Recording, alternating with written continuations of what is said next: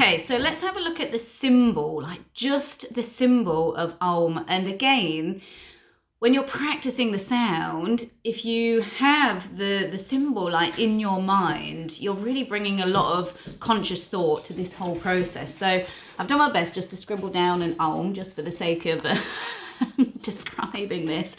So even the shape of it, so this is pure sound. It represents the concept. It isn't a thing. It's not like a book. This is the sound and the shape of a concept of consciousness. So all of the different states through which we experience life on our own journey of our own growth. So this top part here, so this is the unconscious state where we are just subconsciously going through life on automatic. There's no desires, no dreams, no connection to anything bigger than ourselves. We're just on automatic, yeah? So this is the unconscious state. So here, this represents the waking state. So this is when our senses open up. They are outward, but we are living, we are experiencing life through our senses. So there is still a level of like growth, because the senses are a very limited experience that we have of the world. So then you move around here, and this is the sleep state. So this is the awareness is inwards, and we're experiencing life with our eyes closed. Yeah, so this is the sleep state. And we have, so up here, this represents the illusion or Maya. Again, I will do a separate blog on that. So this is the stuff that gets in the way of our spiritual development. So when we are not seeing life and reality for what it really is, when we are taking everything at face value, when we are deceived by the illusion of life, when we are deceived through our perception, maybe we are looking through the lens of self-pity, of depression, of anxiety, and it shifts what reality actually is. So that represents the illusion. And on the end, there's a kind of little tick, and this also represents that this isn't possible with Maya in the way. Yeah, this dot here, this is the absolute state. So this is, the point that we're all achieving, that we're all on a path to really unfold ourselves to that space where we are blissful, we're peaceful, we are really experiencing life in all of its abundance. This is bliss. This is absolute oneness with creation, with the universe. This is total harmony. And we reach this when we are meditating, when we are completely at peace, or when we're really involved in something, and it isn't like the peak of a mountain, like this unrealistic thing that we have to ascend to. It's simply life, and it's finding that space within ourselves where we understand ourselves enough to really find our bliss within all of the chaos that life can represent.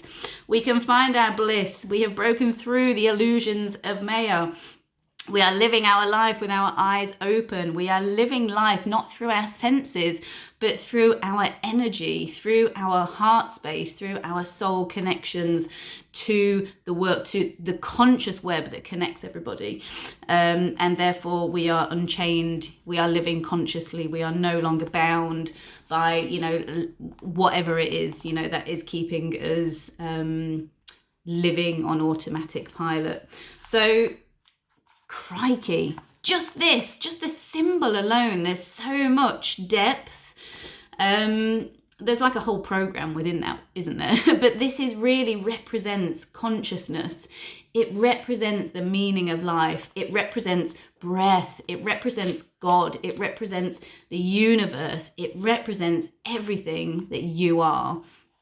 So this is why it's such a powerful tool to really sit with, meditate with, feel within your body, like bring Om into your world, into your experience, invite it in, invite that level of consciousness into your life. You know, it's such a beautiful thing. And it's, you know, it has to be practical. It has to be practical. So it's nothing that just sits in your mind that's a concept, you know, just I understand it.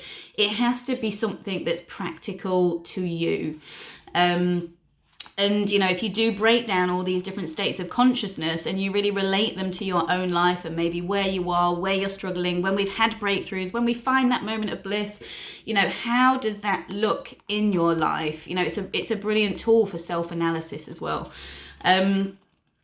And how do we practice it? So we do this at the end of the class. So we've finished our practice and we've just finished our Savasana. We slowly come up so we can come back into our bodies and we can really feel what's moving in our bodies after we've been nice and still, nice and calm.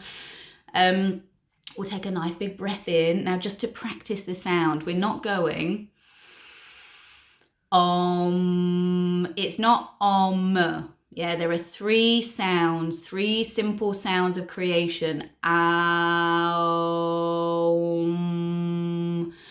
aum,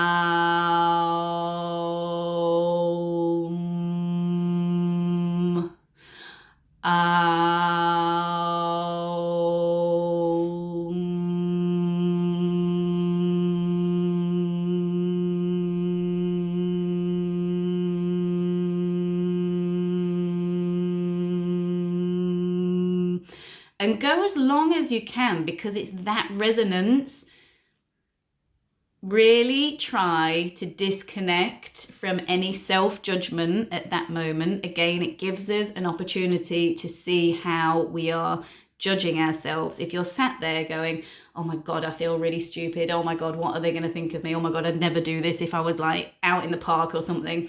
We're judging ourselves, you know, we're not being in the experience of our here and now.